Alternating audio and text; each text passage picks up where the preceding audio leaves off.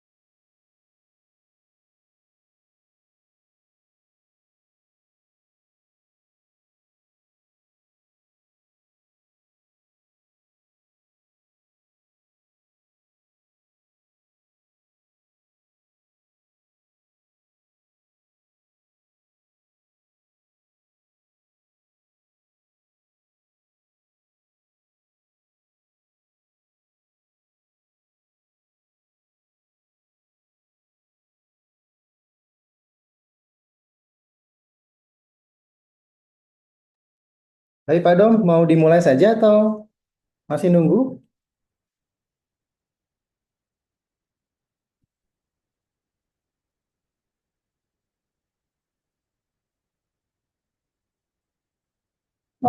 In bekennya.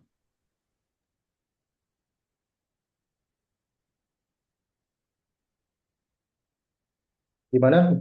Mau dimulai saja? Ayo,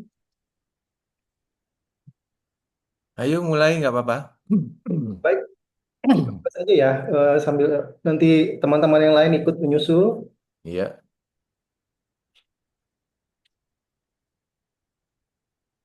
Baik, selamat malam Bapak Ibu. Terima kasih sudah hadir kembali di dalam webinar bersama Pak Domingus Manputi. Yang dimana hari ini kita akan membahas dengan judul Berandai-andai kelanjutan kasus teror drone yang semakin redup beserta tips ruko aman dari kebakaran. Jadi untuk pembahasan hari ini kita tidak jauh-jauh ya dari kasus yang terjadi 3 minggu yang lalu yaitu di Teradron. Nanti lebih dalam dan lebih detailnya akan dibahas oleh Pak Dom. Bagi teman-teman yang sudah join di webinar hari ini, saya ingatkan kembali untuk keselamatan bekerja ketika menggunakan webinar, yaitu perhatikan area sekeliling dari benda-benda berbahaya, misalkan dari listrik.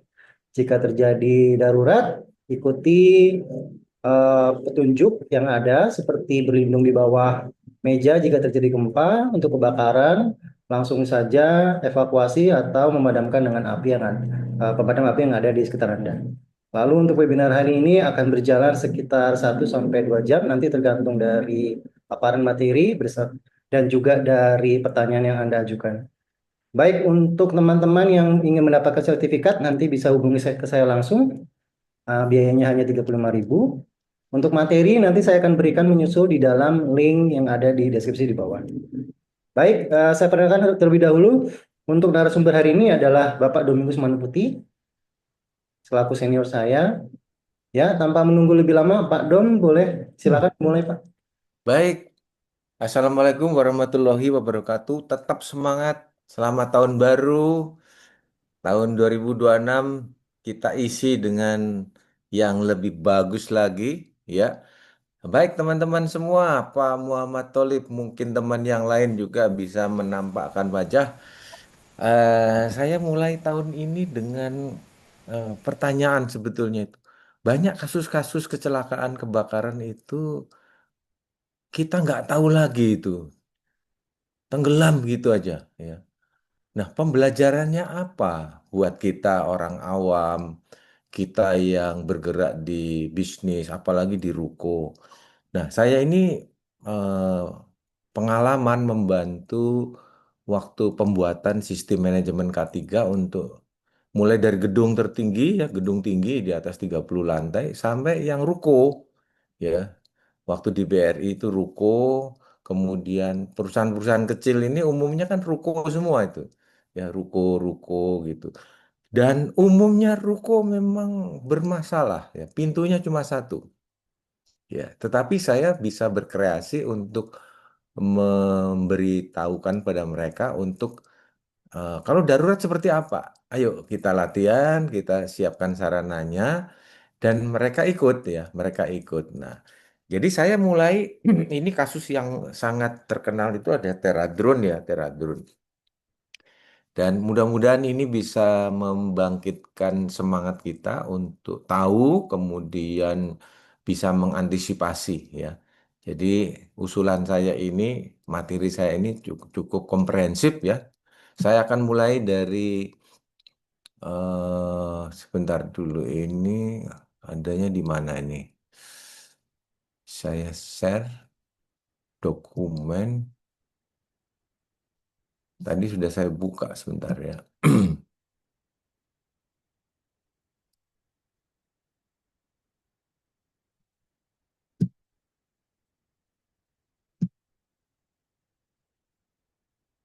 Oh, larinya ke sini Mas Re. Ya, Layar ini kelihatan Mas Re?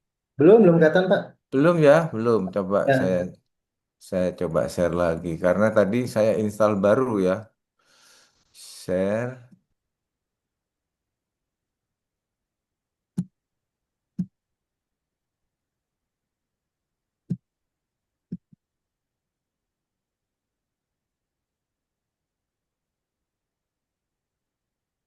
Berarti saya harus buka lagi nih Mas Rey. Oh, larinya ke sini Mas Rey. Ntar ya. Dokumennya udah kebuka, tinggal sekarang.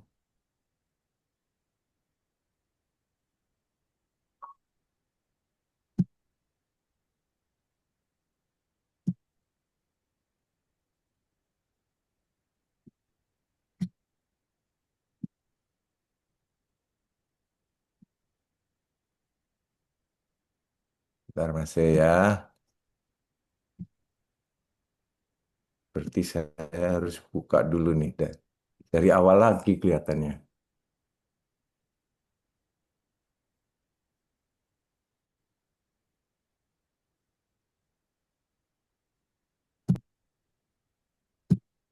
Desktop.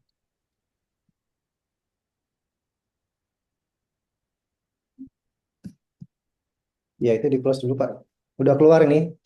Hah? Iya, ini udah keluar Iya, lagi iya. di ini WhatsApp.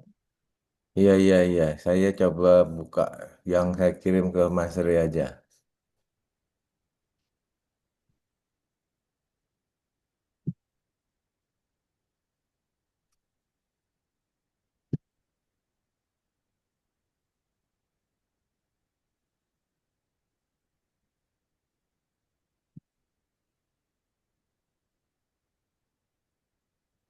Ya, Ini keluar Mas Rey. sudah kebuka, Pak. Ya. Iya, tapi ini PowerPoint bukan ya? Ini bentukannya PDF. PDF ya. Ya, PDF. Oke. Enaknya bagaimana nih? Saya buka dulu.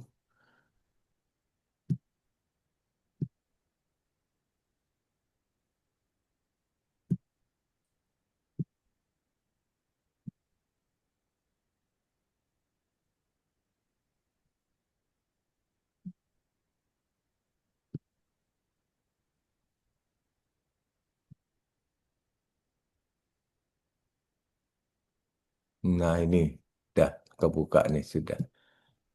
Tapi belum muncul. Ah, Ya, udah. udah ya. Sudah Ah, muncul? sudah. Ya, sudah muncul. Oke, ya baik. Saya mulai. Ini dia. Jadi gambarannya kan sesuai dengan flyer yang dibuat sama Mas Rey itu ya. Jadi berandai-andai kelanjutan kasus Teradrone yang semakin redup. Orang sudah tidak mau lagi ngelihat. Padahal itu pelajarannya luar biasa kan gitu ya. Pelajarannya luar biasa. Nah, saya coba untuk menggalinya dari beberapa aspek ya. Dari beberapa aspek. Nah, ini CV saya cukup sederhana ya, cukup lengkap juga kalau mau cerita lebih detail untuk membantu sekelas Ruko itu saya juga sudah banyak memberikan advice, kemudian ada foto-foto nanti juga ya. Nah, ini kalau kita lihat kasusnya Teradrone itu kan saya sudah kasih gambar, nanti kalau pingin PowerPoint-nya juga bisa ya.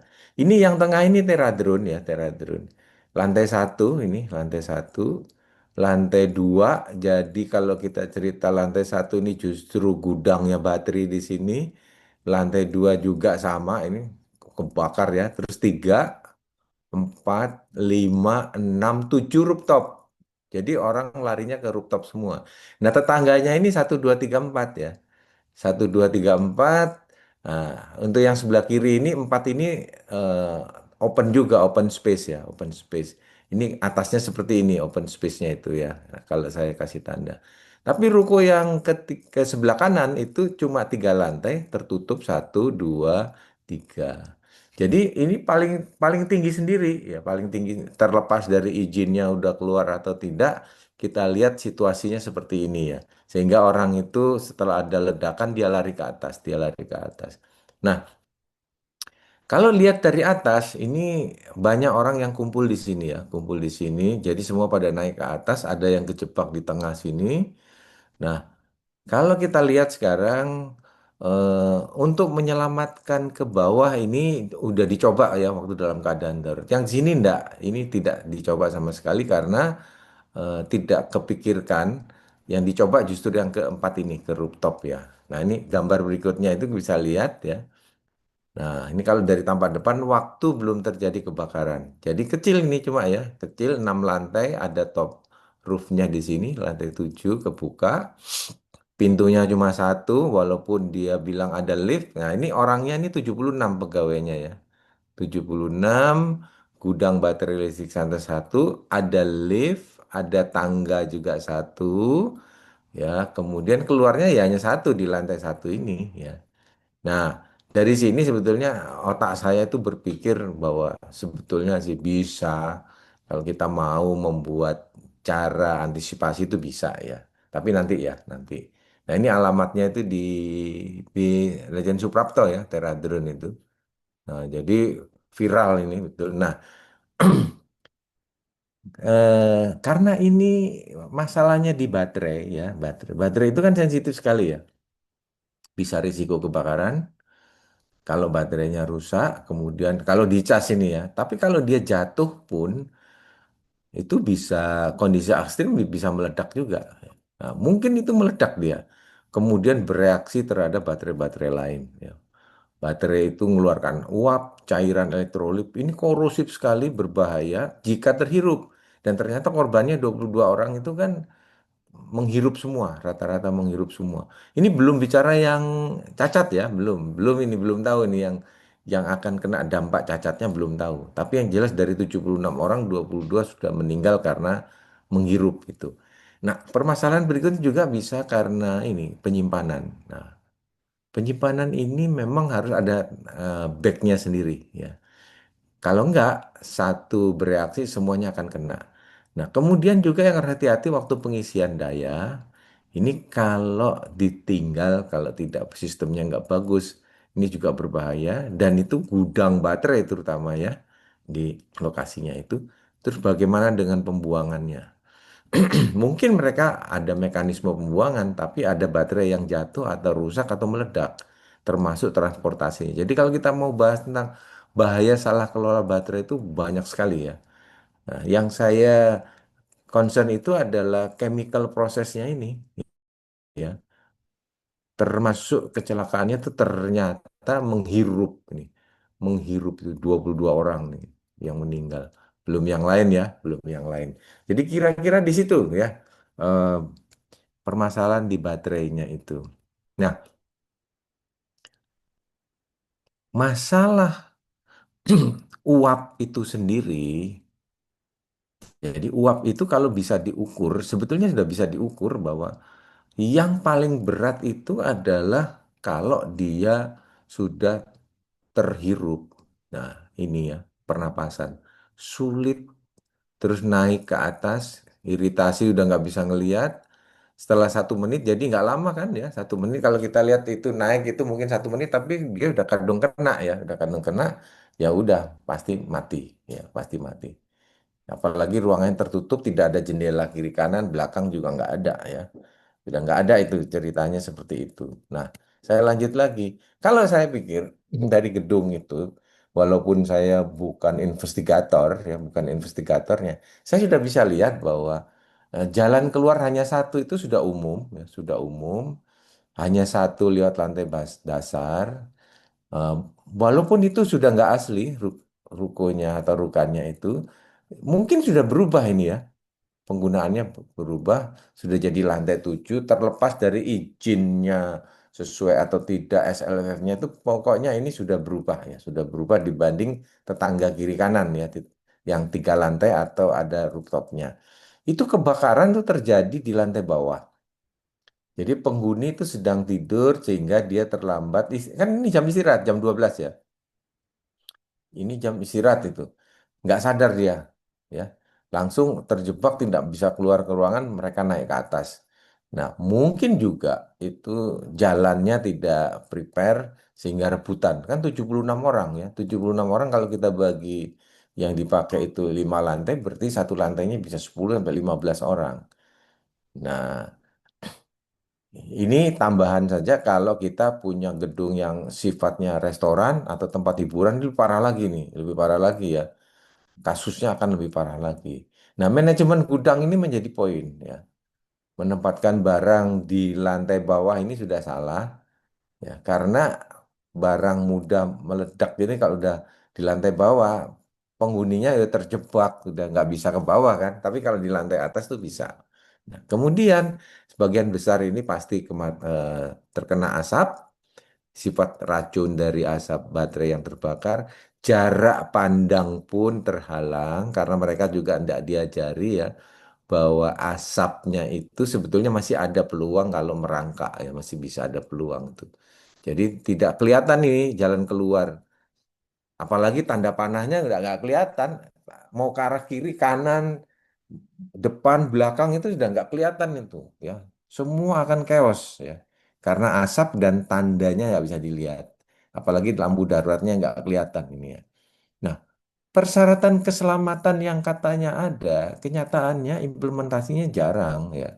Jarang kalau di lapangan itu. Pengalaman saya, mereka ada tapi tidak mau latihan, tidak mau mengimprove kalau terjadi sesuatu. Jadi skenarionya itu tidak dibuat sedemikian rupa ya. Jadi terpenuhi ya, terpenuhi.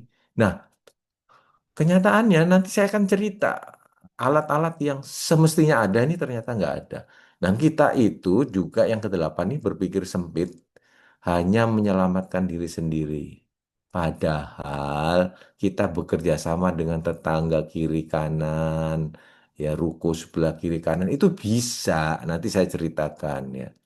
Itu bisa kita lakukan, apalagi rukonya berjejer gitu. Hanya masalahnya sudah kadung tinggi nih lantainya sampai lantai 6. Ya. Terus kesadaran berpikir secara sistem pengurus, nah ini pengurus akhirnya kan pengurusnya kena tuh ya, dan pekerja itu sangat rendah. Jadi kalau Teradron itu sudah wajib ya, wajib untuk menyelenggarakan SMK 3.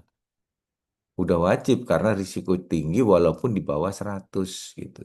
Nah juga bisa jadi kayak saya katakan ini mungkin ya pengawasan itu lemah ya. Terus dianggap peraturan itu secara ekonomis memberatkan. Saya pikir tidak kok ya. Bisa itu dengan harga yang tidak mahal itu bisa siaga darurat gitu ya. Jadi ini analisis sementara saya ya. Saya belajar, kemudian saya baca tulisan-tulisan yang ada.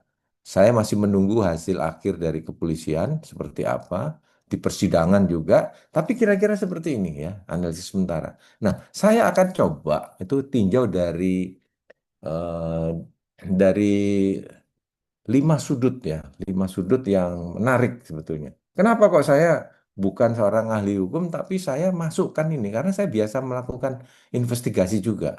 Jadi hukum pidana saya masukkan, perdata juga. Untuk umum harus tahu ya. Saya kaitkan juga dengan hukum yang terbaru yang sekarang lagi rame itu ya. Yang kedua peraturan K3-nya seperti apa?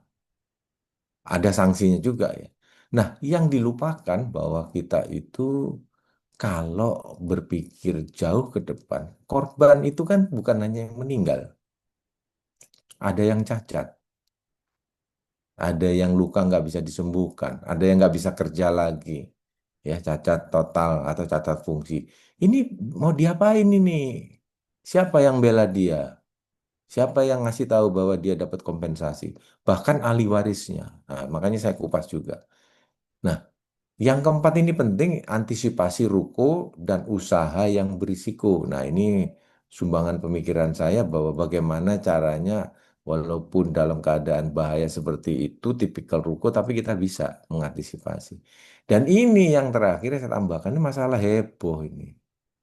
Heboh dalam perpolitikan ini sampai menteri berapa menteri yang turun itu ya.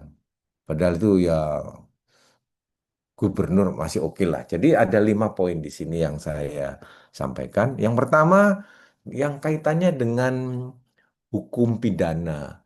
Saya kaget terus terang ya, kaget bahwa polisi buru-buru serta-merta menerapkan pasal 187. Ini ya, 187. Kemudian dia tambahkan lagi 188. Yang sebetulnya agak ragu ya untuk menerapkan 188. Nah, saya sudah baca pasal ini nih nggak pernah dipakai gitu ya, nggak pernah dipakai. Kenapa dipakai? Itu. Pertanyaannya, pasal ini tepat atau tidak? Karena ini bukan wilayah ketenaga kerjaan. Ini terkait dengan objek bahaya umum. Ya, umum itu misalnya pertunjukan umum, gedung-gedung yang sifatnya umum, ya melibatkan umum itu datang ke keamanan publik ini tepat gitu kalau dipakai ini. Padahal ini nggak cocok pasal ini. Ya, perbuatan sengaja melakukan kebakaran. Nah, ada kalimat sengaja ini. Kenapa kok dipakai? Ini menurut saya ini nggak pas karena sifatnya umum. Ya. Nah, kemudian pakai juga pasal kali ini kan menyebabkan kematian. Kalau ini menyebabkan eh, ledakan bahaya umum tetapi karena kesalahan kealpaan. Nah, ini nanti kita bicara apa yang alpa dan tidak alpa ya. Nah, ini seperti itu diterapkan ya, diterapkan. Nah, kalau kita baca kitab undang-undang yang terbaru yang sekarang diterapkan ini sekarang ya, mulai tanggal 2 Januari 2026 ini yang masih gonjang-ganjing ramai itu malah kita pasal 87 itu yang baru itu tindakan vandalisme yang masuk ya membakar fasilitas umum. Loh ini ini masalah kerja ini makanya pendapat saya pasal 187 188 nggak cocok dikenakan kepada pengurus pengusaha karena bukan umum karena kasusnya ini tempat kerja gitu. Pasal ini mudah dipatahkan dan baru kali ini dipakai polisi untuk kasus kebakaran tempat kerja.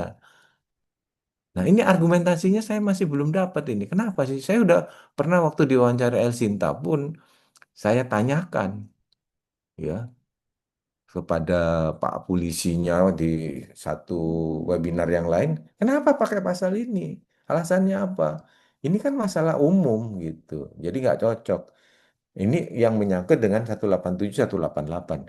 Nah, yang sering dipakai itu justru pasal 359 360. Tetapi sebelum itu saya pingin ngajak teman-teman untuk pemahaman tentang keselamatan publik. Nah, ini mestinya kalau kita itu ada di stadion, di mall, ada pertunjukan, kemudian di ruang-ruang pameran yang saya juga lagi diminta ini ya K3-nya seperti apa itu baru bicara keselamatan publik itu. Jadi saya punya satu slide khusus memang masalah keselamatan publik ya. Nah, ini lebih cocok. Tapi itu kan bukan masalah Teradro ini bukan kasus publik ini. Kasusnya itu tempat kerja ya tempat kerja. Nah, lebih pas sebetulnya yang kalau dibahas yang sering dipakai adalah kita pasal 359 ini dan 360. Nah, permasalahannya itu ya bahwa ini sering dipakai, tapi kalimatnya itu jelas kelalaian karena kealpaan. Ini harus dibuktikan ya, harus dibuktikan. Tapi mudah sekali membuktikan bahwa barang siapanya ini, seseorang atau barang siapanya bisa tanggung renteng ya, bisa tanggung renteng. Dan itu hukumannya penjara maksimal 5 tahun atau kurungan 1 tahun. Sebetulnya sih masih ringan ya, ringan ini. Masa korbannya 22 hukumannya cuma segitu. Korbannya satu juga sama. Nah, ini isi pasal 359 itu jelas barang siapa karena kesalahannya menyebabkan orang lain mati diancam pidana. Kalau diancam pidana ya ditahan ya. Boleh ditahan 5 tahun kan. Nah, atau pidana kurung. Pidana kurungan ini ringan sekali. Dikurung di rumah. Ya, di rumah nggak boleh kemana-mana 1 tahun. Nah, ini banyak dimanfaatkan itu. Nah, unsurnya itu kelalaian, kurang hati-hati, kurang perhatian, teledor. Jadi berlaku apa? Tanggung renteng. Mulai dari number one, number two, number three, number four, terus sampai ke bawah. Bisa aja barang siapa lalainya teman kita sendiri bisa. Menyebabkan mati, kan gitu kan ya. Ada sebab akibatnya. Nah, kalau kamu baru tuh ada nanti di pasal pengaturan serupa ada ya di pasal 474. Tapi saya nggak bahas di sini karena ini masih berlaku yang KUHP ya, KUHP yang lama. Nah, pasal 360-nya itu sama ya sebetulnya karena kelalaian tapi menyebabkan luka berat. Luka berat ini eh, cacat ya, cacat. Cacat ada dua, cacat fungsi sama kehilangan anggota tubuh. Jadi kita nggak tahu loh ini sekarang itu yang kehilangan anggota tubuh berapa orang, yang betul-betul cacat fungsi, sesek napas nggak bisa lagi kerja berapa orang kan nggak jelas ini. Ya, ini harus dijelaskan. Jadi yang paling pas dan sering dipakai itu 359, 360. Nah ini tapi nggak hanya ini bisa pasal lainnya juga bisa dipakai. Ini sering dipakai ini. Perhatikan aja, pokoknya ada kecelakaan di tempat kerja, langsung dipakai adalah 359. Baru kali ini, ya baru kali ini pakai 187, 188, ditambah 359. Kenapa nggak pakai 360 juga? Padahal kemungkinan ada yang cacat itu besar juga. Jadi ini pasal-pasal yang dipakai. Nah sekarang kita pindah sedikit. Bagaimana dengan Undang-Undang 170 yang menaungi eh, Undang-Undang 170 itu di pasal 15 lebih ringan lagi, ya. Kalau pelanggaran Undang-Undang 170 kenanya apa coba? Kurungan, denda 100.000. Ini pasalnya lengkap begini.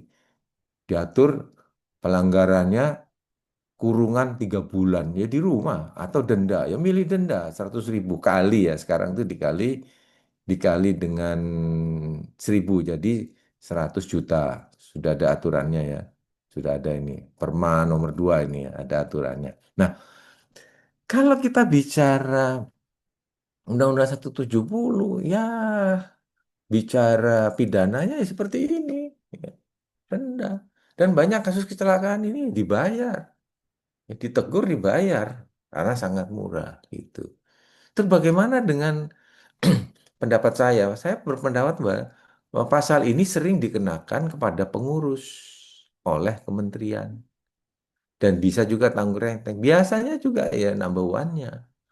Gak peduli dia jumlah korbannya berapa. Pokoknya sekarang 100 juta bayar. Nah, yang mana lagi peraturan? Ya ini, jadi memang nggak berat sebetulnya. Ya, tapi harus dibuktikan barang siapanya ini tanggung renteng ya seperti itu. Nah, bagaimana dengan Undang-Undang 13 tahun 2003? Kalau Undang-Undang 13 tahun 2003 isinya itu bisa juga dikaitkan. Nah, ini lebih ke arah sistem manajemen K3. Nah, kalau tadi itu hanya patuh aturan Undang-Undang 170, kalau Undang-Undang 13 kalau diterapkan bahwa perusahaan belum mempunyai sistem manajemen K3. Nah, kenapa kok pasalnya cuma dua ini? Jadi ini pasal titipan sebetulnya, titip ke Undang-Undang Ketenagakerjaan, dimasukkanlah pasal 86, 87. Sanksi pelanggarannya itu sanksi pelanggaran administratif. Ya. Administratif teguran, denda, pembatasan, pencabutan izin, ya. Cuma itu. Nah, jadi gimana? Nggak ada yang berat sebetulnya. Ini yang menurut saya ini sanksi administratif ini harus diperberat. Apalagi kecelakaan ini ya seperti sekarang ini akhirnya. Ya, nah seperti itu. Kita bicara sekarang Undang-Undang 13 tahun 2003 seperti itu. 187 seperti itu, 188 seperti itu, 359 sering dipakai, 360 juga sering dipakai. Nah, saya concern sekarang perdatanya gimana? Nah, perdatanya itu karena menyangkut eh, jaminan, makanya tergantung pada gugatannya. Nah, bisa terjadi bahwa jaminan kepada korban itu kan kaitannya sama BPJS. BPJS yang mana? BPJS Ketenagakerjaan. Sanksinya juga administratif, ya denda, pidana penjara, penjara ada ya, bisa berujung 8 tahun. Nah, kenapa ini nggak dipikirkan? Nah, Tapi ini kita belum tahu apakah semua pekerja yang 76 itu di BPJS kan, ya, yang tenaga baru sebulan 2 bulan BPJS kan. Ini bisa terjadi pengusaha lalai menggelapkan tidak mendaftarkan ikut BPJS. Nah, kena bisa. Jadi ini masih ada peraturan yang bisa dipakai gitu ya. Ada teguran tertulis, ada denda. Nah, kalau dia tidak mendaftarkan, dia wajib membayar sesuai peraturan BPJS. Nah, ini yang jadi concern saya bahwa aturan BPJS pun kalau bisa ada yang bisa mewakili, ya mewakili entah itu serikat pekerjanya atau pemerhati atau LSM bantu korban ini karena cacatnya itu mungkin tidak ketahuan sekarang ya, nanti ketahuannya setelah sekian tahun atau sekian bulan. Kalau yang udah meninggal sih jelas ya, tapi yang cacat ini. Jadi ini sebetulnya bisa ya diterapkan tergantung tapi perdata ini ya. Walaupun di dalamnya bisa dikaitkan dengan pidananya kalau menggelapkan atau tidak mendaftar pekerjanya yang 76 itu ya yang katanya 76 orang itu. Apalagi ketahuan ya sudah apalagi jadi korban gitu ya. Nah, ini cerita dulu eh, sejarahnya saya pernah dapat seperti ini. Nah, saya concern kita bagaimana saya lebih concern menjelaskan tentang BPJS Ketenagakerjaan supaya kalau toh ada korban tahu hak dan kewajibannya. Nah, tadi kita sudah bicara hukum pidana, hukum perdata. Nanti ada kompensasi korban ya, ini khusus BPJS nanti. Saya mau masuk ke sesi yang berikutnya adalah tentang peraturan K3. Nah, ini sudah menyangkut peraturan K3, perhatikan ya teman-teman ya. Ini peraturan K3 itu saya sudah buat rangkumannya sekitar 30 ya. Tetapi saya bisa lihat yang terkait langsung itu bahwa perusahaan itu tidak menerapkan SMK 3. Apalagi dia tidak menerapkan mapping risiko. Wah, ini lebih parah nih. Kelalaiannya lebih berat lagi. Dia harus tahu risikonya seperti apa. Risiko baterai, risiko manajemen yang salah itu juga. Nah, apakah dia juga kenal tentang bahaya jenis bahaya? Otomatis ini berkaitan 1, 2, 3. Yang warna kuning ini ya. Dia tidak menerapkan K3 kebakaran. Ya, itu jelas. Terus apakah dia menerapkan K3 lift ya, elevator eskalator? Saya belum tahu. Ya, saya belum tahu ini. Ini harus diuji juga. Ya. Apakah dia juga menerapkan K3 listrik di tempat kerja? Saya belum tahu. Ya. Tapi ini wajib ya. Apakah dia juga sudah siap orang dan melakukan latihan pertolongan pertama pada kecelakaan? Saya ragu. Ya, saya ragu kalau ini. Apakah dia mengendalikan bahan kimia berbahaya? Saya nggak tahu ini. Ya. Konstruksi bangunan sudah pasti ada perubahan konstruksi. Ya, saya bisa membaca bahwa tidak ada jendela di belakang itu sudah fatality, ya fatality. Karena aksesnya tidak hanya satu kan. Asuransi ketenagakerjaan mudah-mudahan ikut semua. Kalau nggak ikut dia ada bahaya. Ya, yang gugatan yang tadi itu. Yang berikutnya adalah apakah dia latihan kesiagaan tanggap darurat? Jawabannya tidak. Ya, udah dari penjelasan-penjelasan itu. Dan tidak siap karena ya dasarnya juga nggak siap dari atasnya ya, 1, 2, 3-nya ini. Nah, apakah dia melakukan inspeksi secara rutin? Saya belum tahu. Ya, belum tahu. Apakah dia melakukan investigasi? Nah, ini harusnya kantor yang di Bandung maupun yang di Jepang itu dituntut ke sini. Jadi kantor Jepang pun harus bertanggung jawab sebagai perusahaan internasional, dia harus digugat juga. Ya. Kenapa punya cabang di Indonesia tidak dipersyaratkan keselamatannya dengan baik ya. Jadi kalau saya gugat aja tuh sekalian perusahaan yang di Jepang itu ya. Nah, bisa jadi yang warna hijau juga akan terkait ya, termasuk APD kan gitu ya bisa. Tapi ya silakan nanti kita bahas lebih detail nanti di sesi berikutnya ya. Nah, jadi kaitannya dengan peraturan-peraturan yang warna kuning itu saya sertakan di sini ya. Kenapa dia tidak menerapkan? Karena gini, karena dia itu sudah termasuk bahaya tinggi, walaupun pekerjaannya tidak 100. Nah, sudah ada statement tidak menjalankan sistem manajemen. Ya, jadi udah kena di situ ya, udah kena. Peraturannya jelas ini ada ya, peraturannya itu ada. Kemudian yang kedua mapping risiko. Ini saya kasih mapnya juga. Dia bisa lihat risiko dari lingkungan segala macam. Apakah dia lakukan? Kelihatannya juga tidak ya, tidak.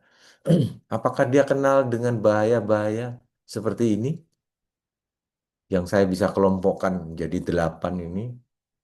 Ini bahayanya kalau tidak bisa dianggap kelalaian, ya, lebih memperberat. Nah, ini slide-nya saya sediakan memang, ya. Apakah dia siap dengan K3 kebakaran? Sepertinya APAR ada tapi tidak berfungsi. Apakah dia berpikir tentang APAR termatik? Apakah dia berpikir tentang instalasi alarm kebakaran otomatis? Ya, jadi banyak persyaratan-persyaratan ini yang harus dijawab sebetulnya. Apakah dia punya unit penanggulangan kebakaran di tempat kerja? Apakah si pemeriksa kelayakan itu menerapkan juknis inspeksi proteksi kebakaran? Ya, ini bagian dari peraturan yang harus dipatuhi. Ya, saya berikan slide-nya, tapi saya tidak jelaskan satu persatu ya. Peraturan berikutnya kesiapan tanggap darurat. Apakah dilatih? Nah, jadi ini ketahuannya nanti waktu diinvestigasi. Kelalaian ini kalau saya kasih nomor 1 sampai nomor 7 ya. Tuh, 2, 3, 4, 5, 6, 7, 8, 9 ya. Ini adalah bagian urut-urutan yang harus dipenuhi. Ya, kalau siaga darurat itu seperti ini ya. Nah, saya ragu, ya saya ragu. Apakah inspeksi itu juga dilakukan secara rutin? Nah, saya nggak tahu ini. Ini harus dibuktikan di pemeriksaan maupun pengadilan. Nah, item 1 sampai 7 ini sudah kelihatan sekali. Ikuti aja ini aturan ini. Anda tidak lalai kalau Anda sudah melakukan langkah 1 sampai 7. Ya, standarnya ada, ya. Berarti saya ragu juga. Berikutnya, nomor 7. Apakah dia punya prosedur investigasi? Langkahnya itu 1 sampai 9. Nah, kalau dia nggak punya prosedur ini dan dia tidak melakukan baik di kantor Bandung maupun di kantor Jepang, ya sudah. Itu berarti pelanggarannya lebih berat karena investigasinya tidak punya aturan ya. Ini aturannya ada nih Permenaker. Ya. Nah, yang berikutnya adalah saya coba bantu teman-teman. Apakah Anda itu sebetulnya kalau punya ruko itu butuh orang-orang ini enggak nih? Nomor 1 ya, sampai dengan nomor 28. Bisa, Anda contreng aja ini ya. Kalau kita lihat, oh saya butuh ini, saya butuh ini. Untuk lift saya nggak butuh ahlinya, saya butuh operatornya misalnya ya. Ini kan ada aturan semua ini. Nomor 1 sampai 28. Ini aturan semua. Orang-orang yang kita butuhkan bisa di sini, ya bisa. Ini saya bantu checklistnya ini supaya pemerhati atau teman-teman itu feelingnya jalan. Oh iya ya, saya butuh orang yang bersertifikat. Iya, salah satunya atau salah berapanya dari sini kepilih ya, kepilih gitu. Nah, kemudian saya ingat bahwa itu ada lift ya, ada lift. Jadi peraturan lift juga harus disiapin. Ada nggak operatornya? Jangan-jangan nggak ada sama sekali, sehingga ya nggak berfungsi juga kan? Ya, nah, apakah liftnya ini memenuhi syarat? Nah, saya nggak tahu karena ada aturannya ada, ya aturannya ada. Nah, K3 listrik sudah pasti, ya sudah pasti ada aturannya harus dipatuhi. Ini aturannya nih, K3 listrik, penyalur petir, ya ada semua nih. Jadi dia harus membuktikan bahwa aman secara listrik.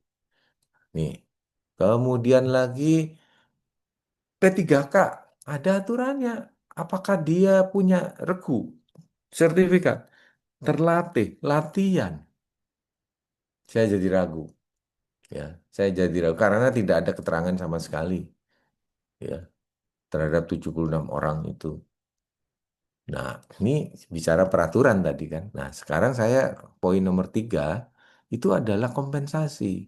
Nah, saya memberitahu di sini karena saya juga mendalami tentang BPJS ketenagakerjaan. Ya, saya dalami juga. Bagaimana dengan kompensasi? Nah, aturannya ada ya. Permenaker nomor 5, kemudian direvisi Permenaker nomor 1 tahun 2025. Nah, saya bikinkan rekapannya supaya kita mudah ya. Nah, yang masih saya tunggu itu sebetulnya turunan dari revisi ini ternyata sampai sekarang Direksi BPJS Ketenagakerjaan belum mengeluarkan. Ini sudah tahun 2026 loh, ya. Peraturannya harus berubah. Sebetulnya hanya menegaskannya. Jadi Permenaker itu revisi ini seperti ini ya, teman-teman. Yang stressing saya itu sebetulnya bukan di kecelakaannya, karena kecelakaannya itu kita harus pikir tentang penyakit akibat kerjanya. Ya, karena kecelakaan itu timbul penyakit juga, ya, bukan hanya celaka, sakit juga. Nah, ini yang penting sekarang saya ingetin teman-teman. Ini ini ada daftarnya rapi, saya bikinin rapi ya dalam bentuk Excel kalau nanti ada yang kepingin tahu persisnya ini saya sudah punya nih ya dalam yang penting sekali saya sampaikan pada Anda itu adalah ini.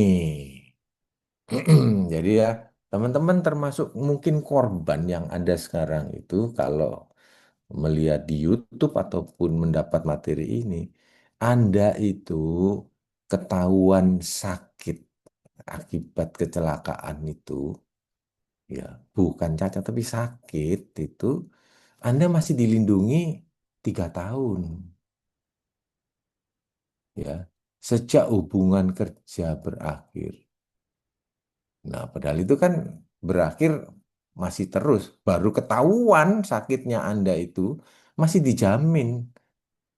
Jadi dugaan, nih, diagnosis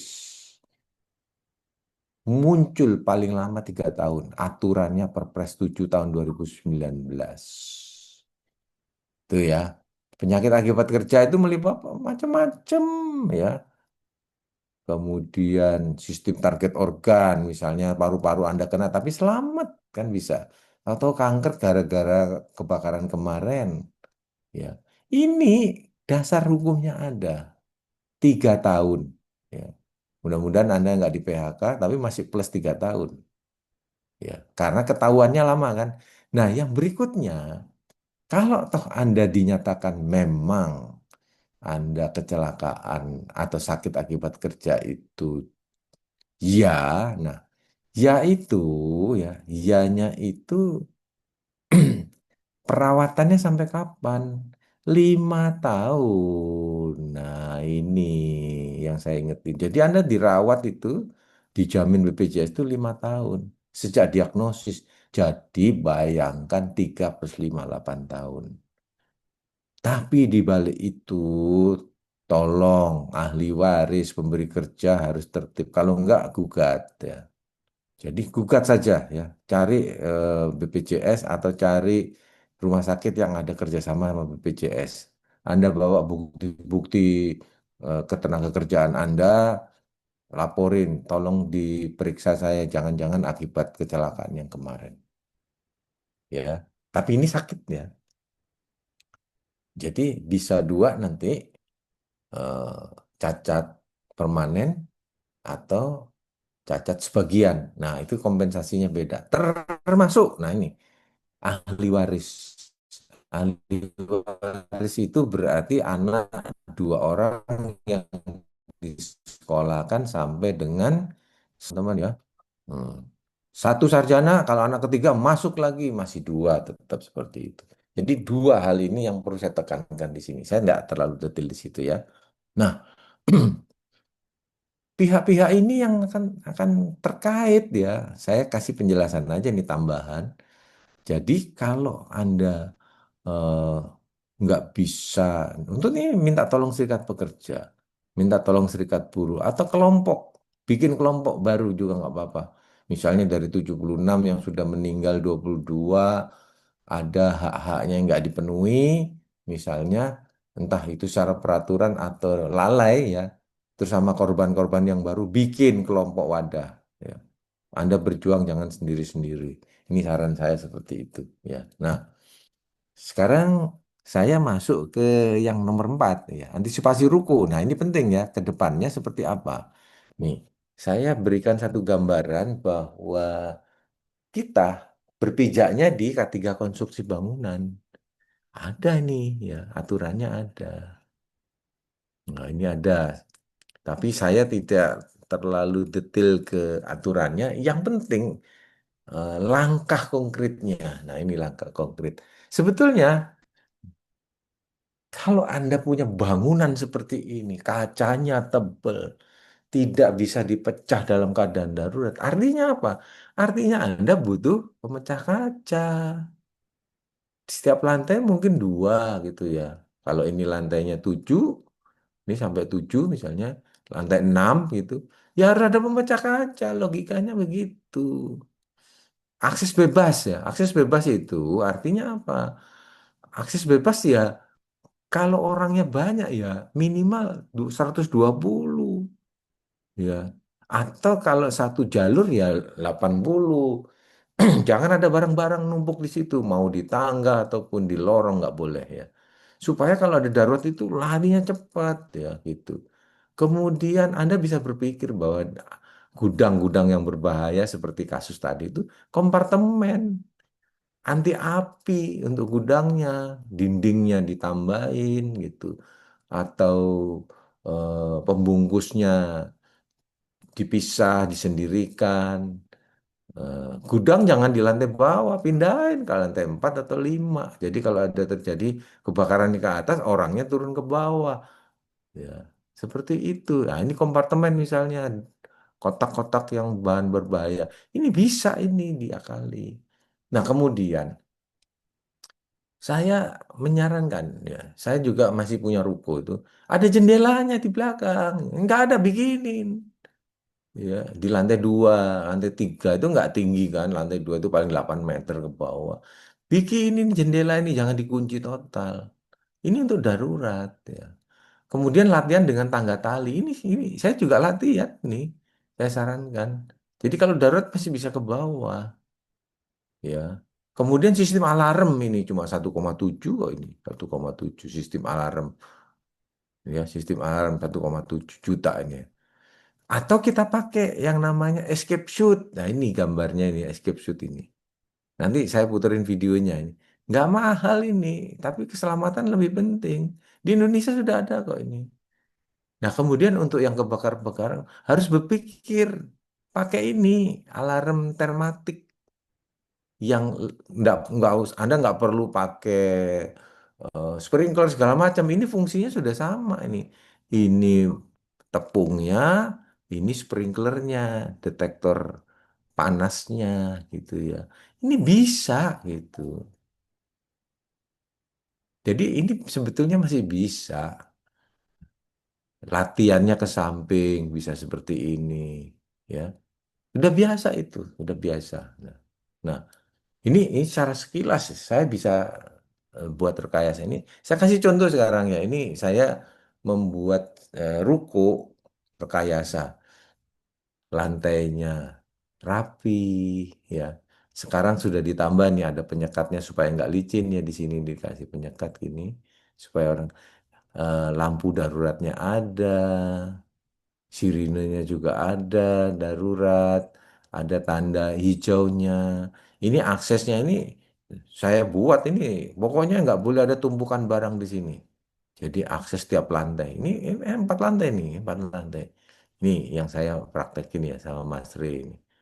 Kemudian di lantai top roofnya itu ada tangga. Tangga ini memang sengaja disiapin untuk ke sebelah ini. Nah, ini ke ruko sebelah. Jadi kalau ada apa-apa saya lari ke sini, Anda lari ke saya. Itu dibuat. Ya. Jadi kerjasama dengan ruko sebelah atau dari atas yang lantai tadi ketinggian turun ke ruko sebelah tapi pakai tangga juga. Jadi bisa disiasati ya, bisa siasati. Di samping harus latihan ya, alat-alatnya lengkap. Ini contoh aja nih contoh. Nanti kita bahas. Nah, ini yang saya sarankan yang supaya berkelas kita pakai ini. Ini saya puterin aja videonya ya. Ini video pertama. Ini waktu video pertama itu, oh nggak bisa jalan nih video. Mungkin ini gambarnya seperti ini ya. Ini di Indonesia, jadi ini kayak selongsong gitu. Kemudian coba videonya nggak bisa diputar ya, nanti nanti kita. Jadi ini selongsong ini bisa taruh di dinding luar dari ruko, tinggal dijatuhkan, selongsongannya diturunin ke bawah. Kemudian ini kalau di dalam ruangan, namanya escape suit ya, tidak mahal, itu bisa dipakai ya, bisa dipakai. Ini contoh ya. Nah, itu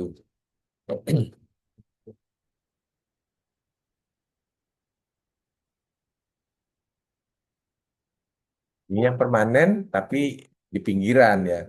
Bisa diakali pakai sliding bisa juga.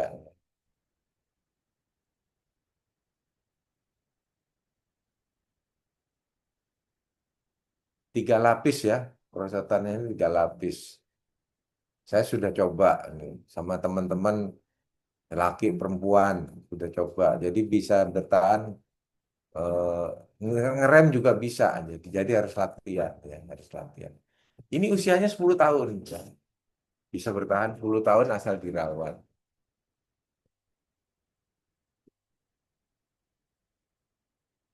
Seperti ini bentuknya teman-teman.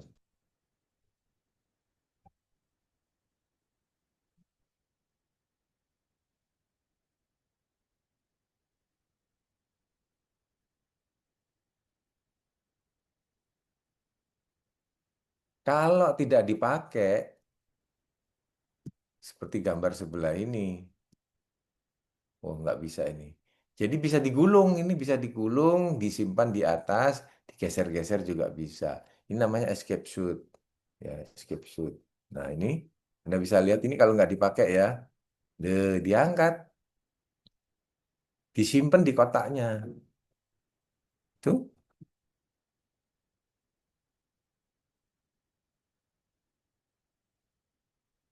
ketinggiannya bisa maksimal di 75 meter, tapi sebaiknya ya sampai lantai 10 saja gitu ya. Ini saya sudah pernah bikin proposalnya ya ke satu perusahaan. Seperti itu bahannya ya, seperti itu. Nah, nah ini saya berikan juga ketentuan-ketentuan yang nanti kalau Anda butuh belajarnya bisa cepat ya, seperti ini.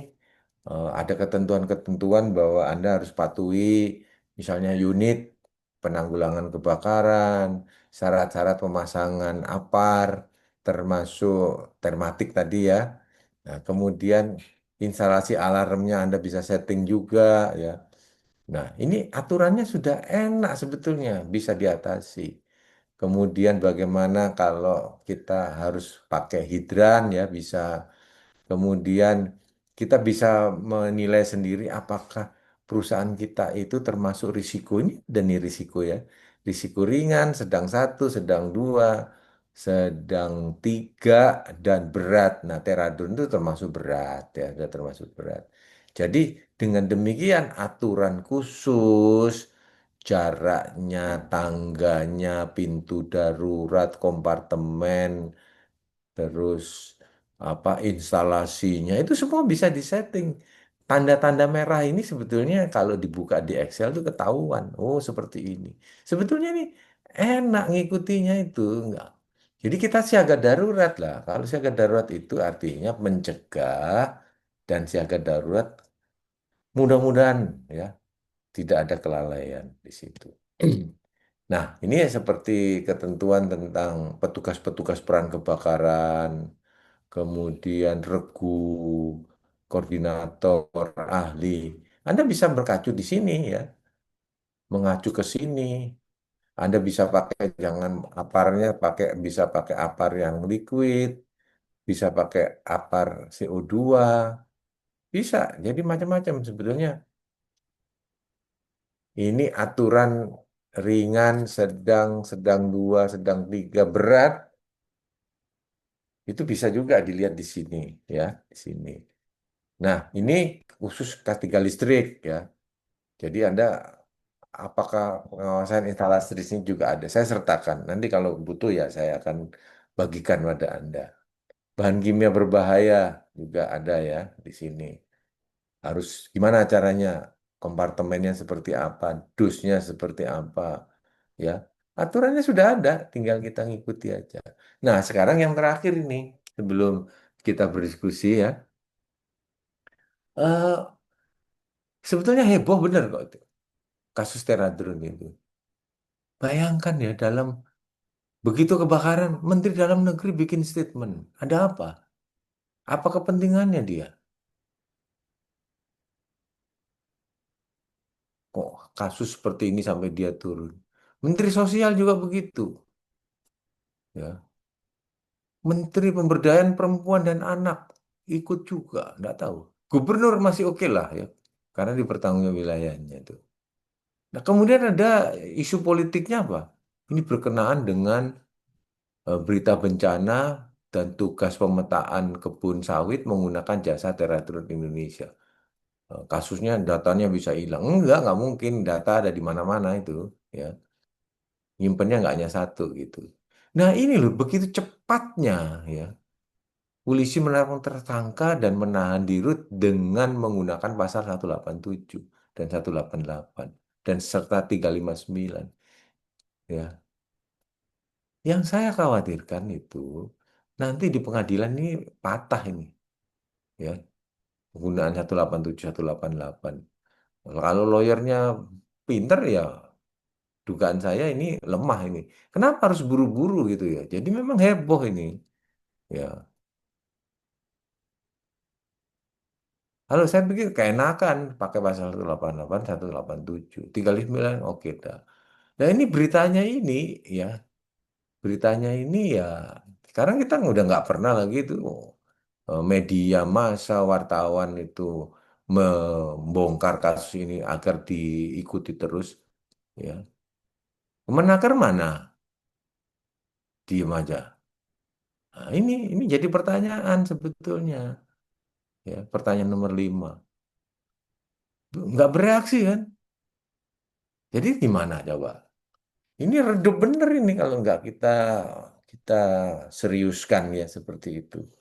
Nah, pelajaran berharganya itu bahwa kita masih menunggu sekarang tuh hasil investigasinya, baik dari kantor pusatnya di Jepang, Bandung, atau internal dia, saya yakin internal nggak ada ya gitu, atau investigasi dari lembaga eksternal ya, bila perlu, tuh.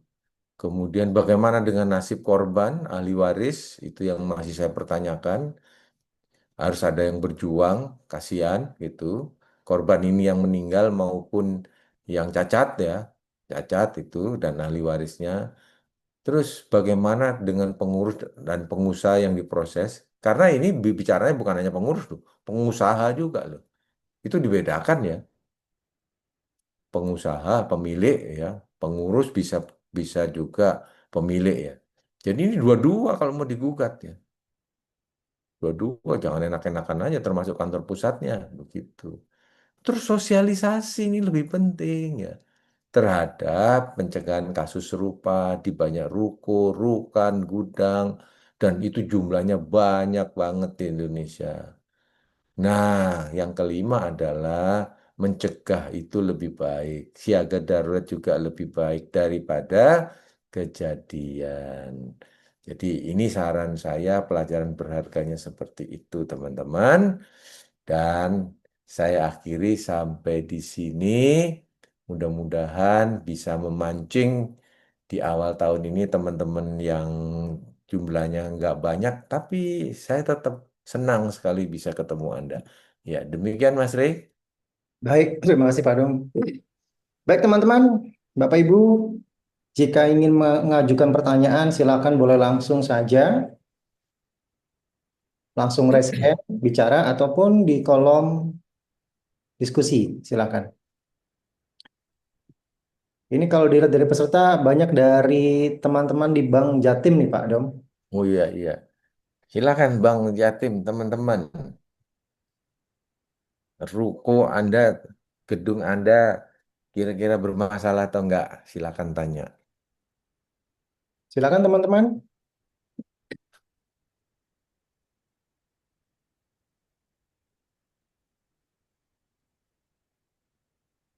Pak Rifki itu hadir itu.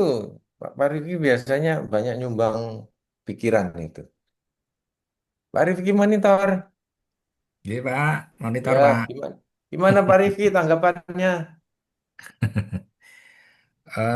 Gini Pak, eh, selamat malam teman-teman juga Pak Dom, Mas Re, dan teman-teman semua.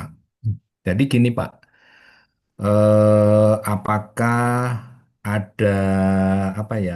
Mungkin terobosan kali ya Pak, Mm-mm, terobosan dari pemerintah, mungkin juga pemerintah daerah terkait dengan pembangunan ruko Pak.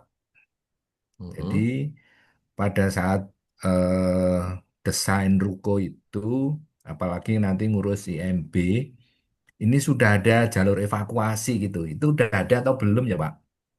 Karena kemarin saya diskusi dengan teman-teman ya teman-teman Jogja sih ya. Jadi salah satunya dari SMKK Pak. Dari SMKK yang 9 item itu, iya, terutama yang poin 7 dan 8 itu kan kaitannya dengan metode kerja versi SMKK gitu, Pak. iya. Heeh. Nah, nah, nah ini karena juga pemikiranku aja ya, Pak, karena SMKK itu permen, sementara SMK 3 ini undang-undang. Sehingga sentuhannya itu kurang kurang greget gitu, Pak. Karena saya pernah juga diskusi dengan teman-teman K3, pakar-pakar K3 itu, mereka dari Kemenaker dan dari PUPR nggak ada yang mau ngalah gitu, Pak. Nah, kembali ke Ruko tadi, apakah apalagi nanti ada SLF ya, Pak. Mm-mm, Nah, ada SLF, terus ada IMB, tapi kembali lagi yang akan di-approve drawingnya saja. Tapi sentuhannya K3, nah, apalagi yang SMKK itu kayaknya nggak ada. Nah, ini mungkin pencerahan ya Pak dari Pak Doni mm-mm, yang udah banyak malang melintang. Itu ada nggak ya bahwa, oh ini kalau nggak ada ini nggak disetujui misalnya gitu Pak. mm-mm. Ya, monggo Pak, makasih Pak. Iya, iya, iya. Kita bicara itu kan dari dua sisi, Pak ya. Dari sisi pencegatan di awal ya. Nah, berarti persyaratan bangunan kan gitu. Ya, persyaratan bangunan. Kayaknya gerakan ke sana masih melempem, Pak, sampai sekarang. Hmm, Masih melempem, terus terang. Semua ruko yang ada itu pintunya ya satu. hmm, Apalagi dipasang teralis, ya kan? hmm, hmm, Nah, jendelanya itu bukan jendela, akhirnya jadi teralis gitu. Terus jendela yang di belakang itu ada yang tidak kan gitu. Jendela di belakang itu Pak ya di lantai 2 hmm, ya. hmm, Lantai satu sih nggak ada. Nah itu pun kadang-kadang dipasang teralis dan tidak pernah berpikir tetangga kiri kanan saling membantu gitu ya. hmm, hmm, Nggak pernah itu. Ayo kita kalau darurat saling mengisi itu nggak ada sama sekali. Nah jadi dari awalnya jadi itu memang belum sampai di situ, Pak. hmm, Sehingga kan gitu. Apakah asosiasi perencanaan ini, arsitek, kemudian konsultan perencana, itu yang harus kita gugah sebetulnya. Dia hmm, yang mengusulkan bahwa kalau merencanakan ruko itu seperti ini gitu.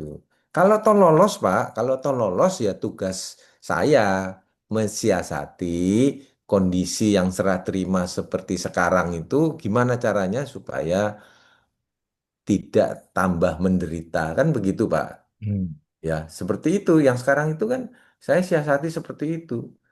Ya, supaya nggak bisa lebih ringan lah gitu. Makanya saya usulin pakai tali, pakai escape suit. Ya, escape suit itu nggak mahal, Pak. Itu ya, ya kalau keluar 100 juta, 150 juta, tapi harga rukonya bisa lebih dipilih kan gitu kan. Kalau kita jualan kan begitu. Ya sekarang ini ya, escape suit banyak Pak. Itu di kalau mau lihat di kebun jeruk itu tempat latihannya sekarang. Hmm. Nah, itu harganya ya nggak mahal sebetulnya. Nah, escape suit adalah salah satu daya jual sebetulnya. Yang bisa digeser dari ruko A, ruko B, tinggal digeser-geser aja kalau darurat. Jadi dari perencanaan, Pak, masih lemah, sehingga saya, oke lah kalau gitu saya mau bantu yang sudah jadi aja, yang sudah jadi ini kita akali. Itu Pak Hmm. Rifki, memang jauh. Apalagi pengawasnya sedikit Pak di DKI itu, pengawas ketenaga kerjaan, saya nggak bicara pengawas PU ya. Pengawas ketenaga kerjaan itu cuma 25 loh Pak. Hmm. Cuma 25 orang se-DKI. Itu pun yang ahli di bangunan itu 30% Dikit. ya. tiga Iya. puluh persen ya itu beribuan itu ruko. Gimana coba? Hmm. Itu. Seperti itu Pak Rifki, yang pemikiran saya juga seperti itu. Iya, ya. Ya berarti maksudnya gini ya, belum belum ada greget ya bahwa Iya. ayo salah satu pasal di peraturan itu ditambahi terus atau persyaratan di SLF dan IMB, nah itu kan powerful gitu ya Pak. Tapi Ya, kalau enggak benar. ya gitu-gitu terus ya Pak. Betul. Jadi regulator itu ya pemerintah itu sendiri. Iya, Regulator itu. oke, Itu Mas Rey, ada lagi? oke, oke Pak. Baik, terima kasih Pak Rifki. Teman-teman yang lain, ada yang ingin bertanya? Dipersilahkan.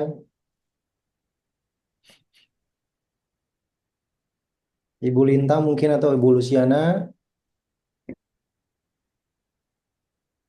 atau mungkin Pak Diki, silakan Pak Diki. Ayo Pak Diki, monggo. Sumbang pemikiran Pak Diki. Paling tidak ini kan dinaikin ke YouTube banyak yang Mirsani. Kalau nggak redup ini ceritanya ini akan redup nih. Terus terus ya udah hilang aja gitu. Kelanjutannya seperti apa? Hukumannya ringan teman-teman ya. Hukumannya itu ringan kok. Apalagi pasal yang dikenakan salah ya udah apalagi. Gitu Mas Rey. Jadi kalau salah itu bisa lolos ya Pak. Lolos, Hmm. lolos Pak. Itu 187 itu kan anu kepentingan umum ini bukan umum kok ini tempat kerja kok itu. Iya. Itu. Saya kan diminta juga Mas, ada satu perusahaan yang bergerak di bidang pameran ya, pameran otomotif. Dia minta di proposalnya dibuatkan untuk keselamatan SMK 3. Nah, itu kan berarti kepentingan publik kan? Mungkin terasa sekarang tuh pameran yang di BSD yang 1 kilometer itu kan, itu mobil listrik semua gimana tuh kalau terjadi sesuatu? Iya kan? Nah, itu sekarang sudah bergerak ke situ itu IO-nya. IO besar loh ini. Iya, iya, iya. Ngeri Pak. Apalagi masalah mobil listrik itu.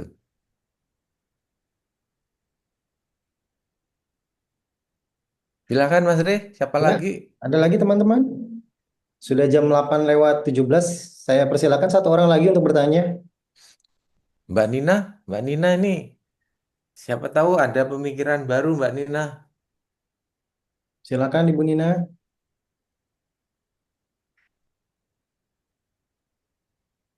Belum ada sih. Belum ya? Iya. Mbak Nina punya ruko nggak? Nggak ada. Hati-hati. Kantornya di mana Mbak Nina? Di Tebet Tebet itu berapa lantai? 1 lantai. 1 lantai. Orangnya berapa di situ? Lumayan banyak sih. Berapa? 200 kali ya. 150 apa? Ya 200-an lah kayaknya. Nah, itu berarti harus punya sistem manajemen K3 loh. Sudah ada. Sudah ada ya? Ya. Oh, bagus lah. Sering latihan darurat? Ya, sering. Bagus, berarti kalau terjadi sesuatu itu sudah di luar kemampuan, itu tidak ada Iya, kelalaian, itu aja prinsipnya. sudah Itu sih. Sudah ngikutin bagus. itu. K3. Loh, Mbak Nina, kalau saya berpikir itu kan Teradrun itu kan kantor pusatnya di Jepang ya. Ya, Bisa nggak kita gugat kantor pusatnya itu? harusnya Karena bisa ya. iya, Padahal kalau Jepang tuh kan biasanya mereka itu ini ya, apa tuh? tertib, eh Ya, tertib. patuh. Ya, Iya, patuh. Saya kan dengan perusahaan Jepang juga juga GO, GV, mereka itu udah Pak Dom saya nurut aja aturan di Indonesia, ikuti aja. Gitu mereka itu. Mungkin pihak Indonesianya yang lalai juga gitu. bisa jadi. Itu kalau kompensasi ini yang kasihan saya itu ya, kasihan itu. Kan orang ikut BPJS Ketenagakerjaan itu banyak yang nggak ngerti kan. Kompensasi, terus kalau dia sakit, sudah pensiun, sudah nggak kerja lagi, keluar uang sendiri, kan gitu. Padahal dia itu punya hak 3+5. Bayangkan 3+5 loh, 5 tahun. Nah, kalau tidak diberitahu, tidak disosialisasikan, yang nanggung kan keluarga. Mungkin dia udah nggak berkutik kan, udah meninggal katakanlah, nggak ada urusan. Tapi yang ditinggal ini, kalau nggak ngerti haknya sebagai ahli waris, kasihan juga gitu. Kalau meninggal ya jelas. Kalau cacat, kan dirawat terus seumur hidup. Nah, ini makanya saya angkat ini kasus kasus ini dari sudut pandang BPJS Ketenagakerjaan. Nah, seperti itu. Ya, Mas Ri, silakan. Ada lagi yang mau bertanya? Baik teman-teman, ada lagi yang ingin memberi masukan mungkin? Sepertinya tidak ada Pak Dom. Jika tidak ada, mungkin bisa diberikan beberapa poin penting yang menjadi catatan Pak Dom terhadap Ya, teman. jadi teman-teman itu nanti kalau misalnya butuh konsultasi silakan ya. WA ke saya atau ke Mas Ri. Kemudian kalau Anda ragu dengan kondisi di tempat kerja Anda, silakan saya berikan advice saja yang terbaik.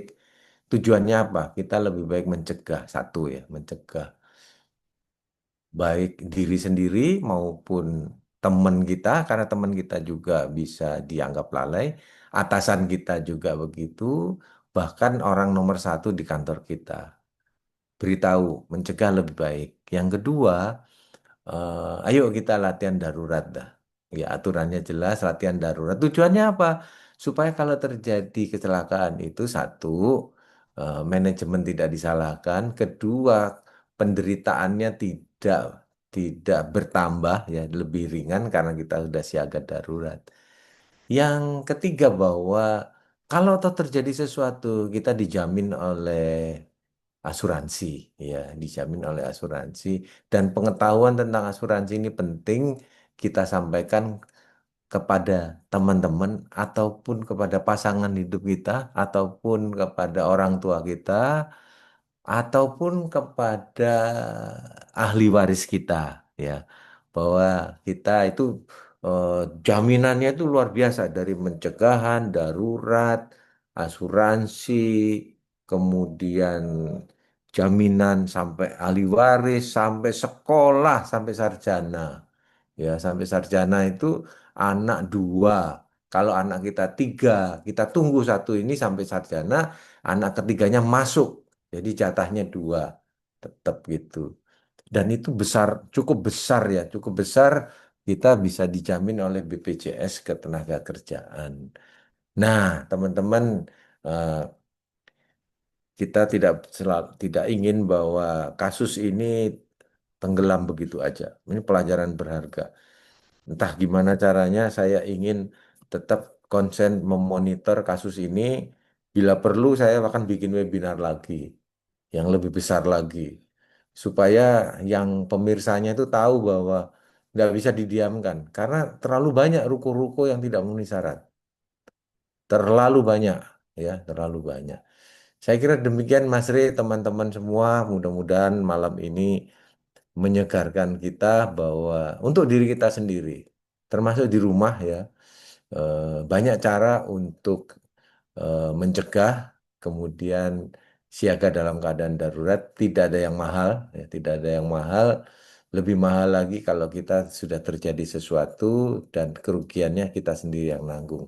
Demikian Mas Rey, terima kasih. Wassalamualaikum warahmatullahi wabarakatuh. Baik, terima kasih Pak Dom. Untuk mengingatkan, bagi teman-teman yang ingin mendapatkan sertifikat, nanti bisa hubungi saya langsung. Biayanya hanya 35.000. Untuk webinar selanjutnya nanti saya akan beritahukan melalui via WhatsApp atau email. Untuk bagi teman-teman yang ingin bantuan untuk konsul tentang masalah K3, itu bisa nanti langsung hubungi ke Pak Dom atau ke saya di nomor yang sudah saya kirimkan melalui WhatsApp. Baik teman-teman, saya ucapkan terima kasih banyak untuk malam hari ini. Mohon maaf jika ada yang kurang atau tidak berkenan. Sampai jumpa di webinar yang selanjutnya. Terima kasih, selamat malam. Terima kasih. Terima kasih. Terima kasih. Selamat malam. Malam Pak Doni, Yuk, Mas yuk Pak. Rey. Udah mulai kerja besok? Iya, dah aktif lagi. Masih masih rawan Pak ya cuaca ini. Masih Pak, Iya. masih belum belum menentu ini. Kemarin saya hujan-hujanan tuh Oh, naik di mana? naik motor ke Bandung. Oh, iya. Waduh, di puncak itu bener-bener Oh, macet. macet Uh, Pak. iya, untung naik motor, Pak. Nah, iya. Jadi naik motor sekarang, anu, powerful Pak. Tapi kabutnya, Pak, kabut itu saya jarak mungkin 5 meter itu Hmm, udah nggak kelihatan lagi udah. Jadi pelan iya. banget itu. Kalau di Jogja ini ya hujan terus Pak. Jadi tapi masih jauh sih. Tapi ya, Mm-mm. ya kalau hujan jadi tambah macet malah. Mm-mm. Mm. Itu saya kirim kasus yang di Malioboro tetap aja, Pak ya, Iya, diketok gitu ya. iya. Yes. Pak Rifki udah pakai itu belum? Termatik belum ya? Sudah, Udah ya. udah, udah pasang Ditaruh di Pak. mana, Pak? Di atasnya server Pak. Oh iya bener. Di atas Dah server. aman, Pak. Yang anu CO ya? Iya. Oh, ya wis. Terus Sekarang ada, murah, Pak. Harganya eh? udah murah turun terus sekarang. Iya. Terus sudah ada itunya, smoke detektornya. Jadi langsung nanti kan kalau ada apa-apa dia langsung hidup sendiri. Mm-mm. Itu Pak yang mau eh, anu RGBO pengganti MCB. Oh, Kan Bapak masih pakai MCB kan sekarang? masih, masih. Ya, coba kalau nggak ELCB langsung aja lompat ke RGBO. Hmm, belum Jadi kalau itu belum, Pak. Masih ya, masih standar, tak? ya, jadi kalau RGBO itu kebocoran arus listrik hilang satu ya, kebocoran Oh, Pak ya. Jadi nggak ada yang poros itu hilang lah. nggak ada yang hilang ya. Ya, terus kedua kalau kalau ada yang nyentuh nggak terasa, Oh, tapi ngetrip langsung off gitu. oh, Jadi dua belum belum. kepentingannya itu. Satu, nggak ada orang kesetrum. Ya. Yang kedua, Hmm. bahwa nggak ada arus kebuang, nggak ada. Oh, ya ya Itu ya ya. efisien. Yang terbaru RGBO, Pak. RCBU. Iya. Belum, Pak. Masih standar gitu, Pak. Belum belum ada itunya improve. Ya wis Nggih, pamit sih ya. nggih, saya juga gitu, Mas Yuk Rey dan pamit pamit teman-teman, yuk. Pak Domi, Yuk matur pamit. nuwun. Yuk.